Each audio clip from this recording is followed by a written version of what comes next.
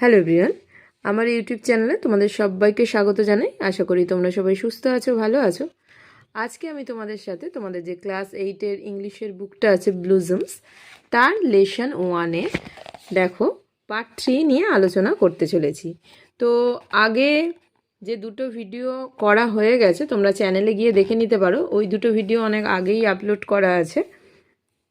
তো আজকে আমি এইখান থেকে তোমাদের যে 10 পেজ আছে তার আগে কিন্তু আমার অ্যাক্টিভিটি 5 অবধি সলভ করা হয়ে গেছে।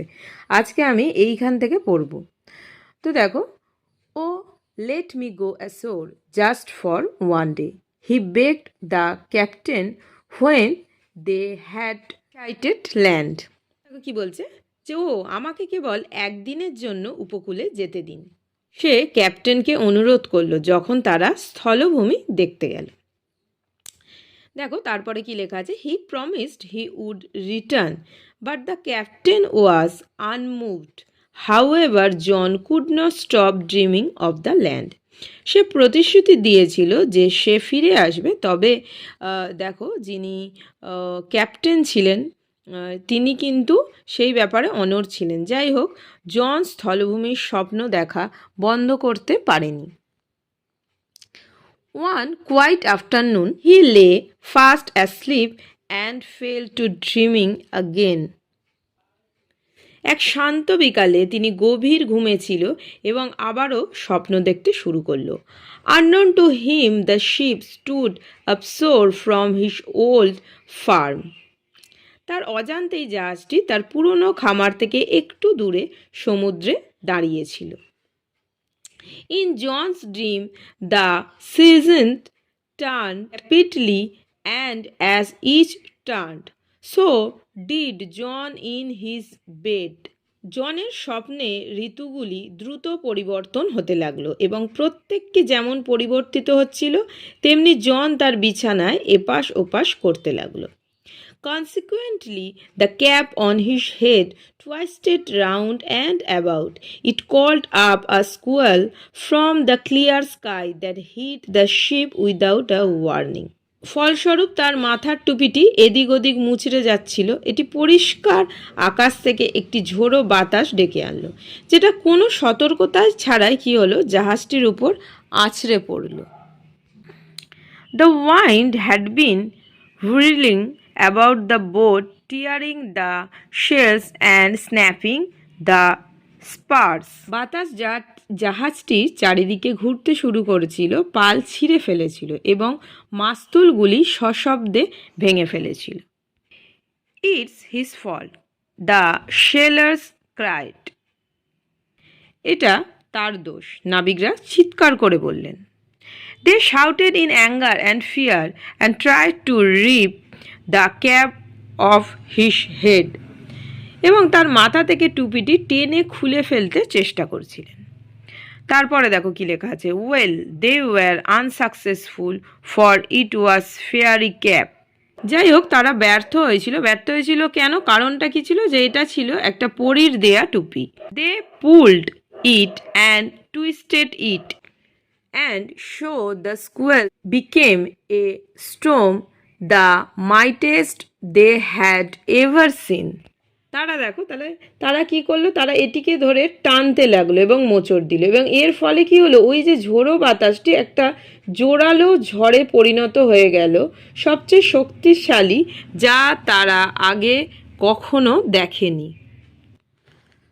The captain ordered his men to bring John before him. Captain তার লোকদের জনকে তার সামনে আনার আদেশ দিলেন। In anger, he grabbed him by the tail of his striped cap, twisted him thrice, and flung him out to the sea. But the winds called up by the cap spun the ship 3 times around. এখানটা আমি পুরোটাই পড়ে দিলাম। দেখো, রাগে তিনি জনের ডোরা কাটা টুপিটার লেজটি ধরে তাকে 3 বার পাক দিয়ে সমুদ্রের দিকে ফেলে দিলেন, কিন্তু টুপিটির দ্বারা ডাকা বাতাসগুলো জাহাজটিকে 3 বার পাক খাওয়ালো। As John went under the waves, the cap came off his head. যেহেতু জন ঢেউগুলোর তলায় চলে গিয়েছিল, টুপিটি তার মাথা থেকে খুলে গেল। Soon the storm stopped and John swam ashore. শীঘ্রই ঝড় থামলো এবং জন কি করলো, সাঁতরে তীরে গেল। The cat followed him. টুপিটি তাকে অনুসরণ করলো। When he got the land, John picked up the cap and ran home to his mother and farm. যখন সে স্থলভাগে পৌঁছালো, জন টুপিটি নিল এবং দৌড়ে বাড়ি গেল তার মায়ের কাছে এবং খামারে। Again in the winter, when the snow lay heavy on the fields, he began to dream of the sea. আবার শীতকালে যখন মাঠে ভারী তুষার পড়েছিল, তখন সে সাগরের স্বপ্ন দেখতে শুরু করে। জন went to the wardrobe, got out the fairy cap and stared at it for a long moment. জন তার জামা কাপড় রাখার আলমারির দিকে গেল, পরীর দেয়া টুপিটি বের করলো এবং সেটির দিকে অনেকক্ষণ এক দৃষ্টিতে তাকিয়ে থাকলো। Tucking it in his shirt, he ran out to the field. He placed the wine cap under a stone where he knew the ferryman would find it. Then he left again for the shees. এটিকে নিজের ভিতর চেপে ধরে সে দৌড়ে মাঠের দিকে গেল। তিনি একটি পাথরের নিচে বাতাসের টুপিটি রাখল, যেখানে সে জানত পরিলোকটি একটি খুঁজে পাবে। তারপর সে আবার সমুদ্রের দিকে রওনা দিল।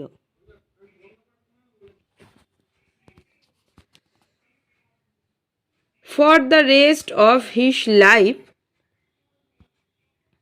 John spent half the year on a ship and half on the shore till at the last he owned his own boat and 100-acre farmland.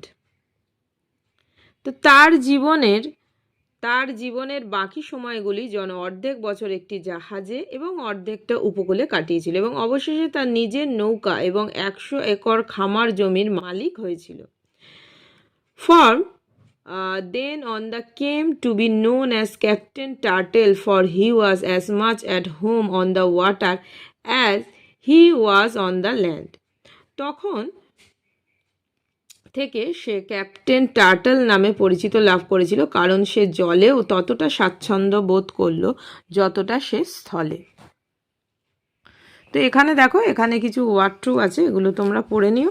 আমি অ্যাক্টিভিটি 6 তোমাদের সাথে সলভ করছি। তো দেখো অ্যাক্টিভিটি 6-এ কি আছে, write T for true and F for false statements in the given boxes, give supporting statements for each of your answers.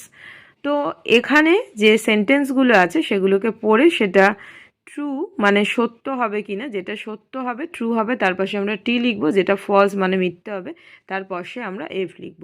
এবার তার সাথে দেখো, যদি সত্য হয় তার সাপোর্টিং স্টেটমেন্ট দিতে হবে, মানে কোন সেন্টেন্সটার বেসিকে তোমরা এটা সত্য বা মিথ্যে বলছো সেই স্টেটমেন্টটা কিন্তু আমাদের এখানে দিতে হবে। তো এতে দেখো কি আছে, John never dreamed about the land, বলছে জন কখনোই ল্যান্ডের স্বপ্ন দেখেনি।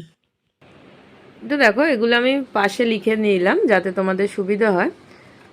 তো ফার্স্টেরটা কি বললাম, যে জন কোনোদিনই ল্যান্ড যে ভূমি, যে আমাদের স্থলভূমি, তার কোনোদিনও স্বপ্ন দেখেনি।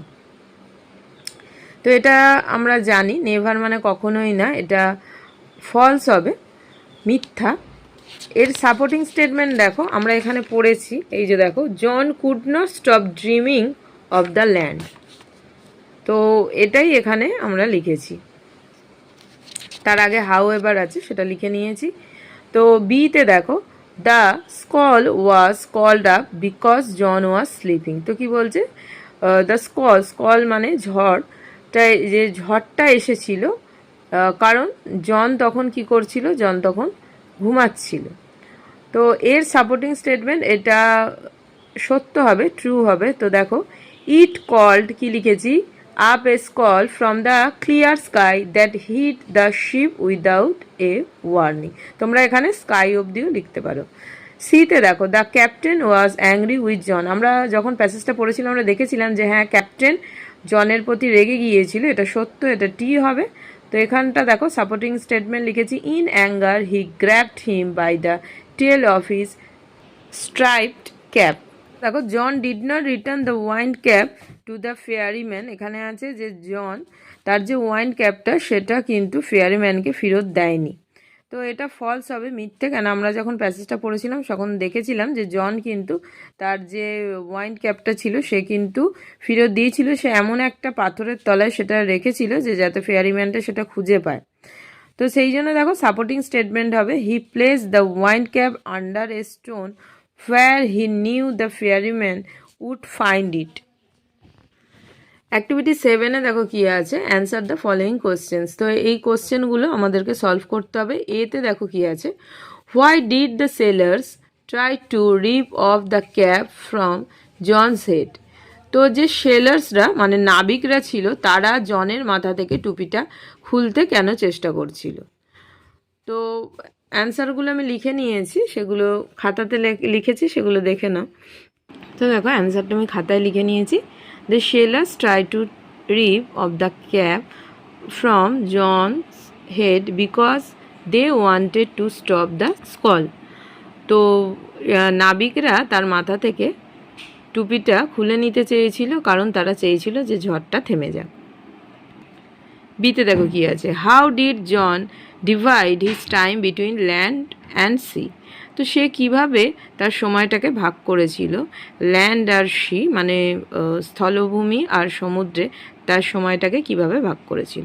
তো আমরা প্যাসেজে এটা পড়েইছিলাম। তো দেখো, John spend half the year on a ship and half on the land. তো জন কী করতো, বছরের অর্ধেক সময় সে জাহাজে থাকতো আর অর্ধেক সময় সে ল্যান্ডে থাকতো।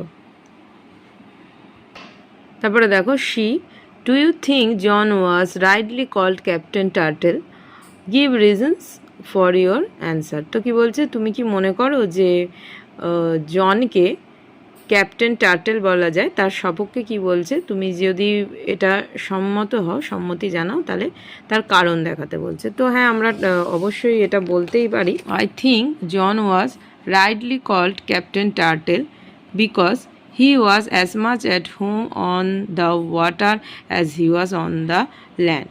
তো জনকে বলা যেতেই পারে টার্টেল, যেমন দেখো জলে ও স্থলে উভয় জায়গাতেই থাকে, সেও কিন্তু জলে আর স্থলে উভয় জায়গাতেই ছিল। তো আমরা তাকে টার্টেল বলতেই পারি, ক্যাপ্টেন টার্টেল যে নাম দেয়া সেটা বলাই যেতে পারে। তো দেখো D, why did John want to return the wine cap to the fairyman. তো জন কেন সেই ওয়াইন ক্যাপটা ফেয়ারিম্যানকে ফেরত দিয়ে দিয়েছিল। তো দেখো, John was blamed for the storm in the sea, he wanted to be a sailor of his own, so he wanted to return the wine cap to the ফেয়ারিম্যান।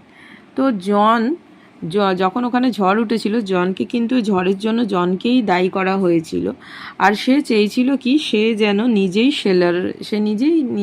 Seller হতে চেয়েছিল। তো সেই জন্য সে কি করেছিল, ফেয়ারিম্যানকে তার যে ওয়াইন ক্যাপ সেটাকে ফেরত দিয়ে দিয়েছিল। কেননা যখন তার কাছে সেই ওয়াইন ক্যাপটা ছিল, সে কিন্তু নিজে কোনো কিছু স্থির করতে পারছিল না, নিজের মালিক ছিল না, সেই টুপিটাই তার সব কিছু যেন নির্ধারণ করে দিচ্ছিল।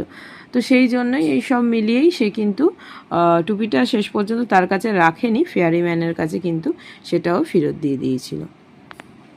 তো দেখো, এরপর আছে অ্যাক্টিভিটি 8A।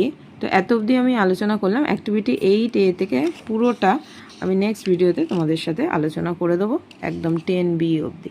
তো থ্যাংকস ফর ওয়াচিং। সবাই খুব ভালো থেকো, সুস্থ থেকো। ভালো লাগলে অবশ্যই চ্যানেলটাকে সাবস্ক্রাইব, লাইক আর শেয়ার করো। টাটা।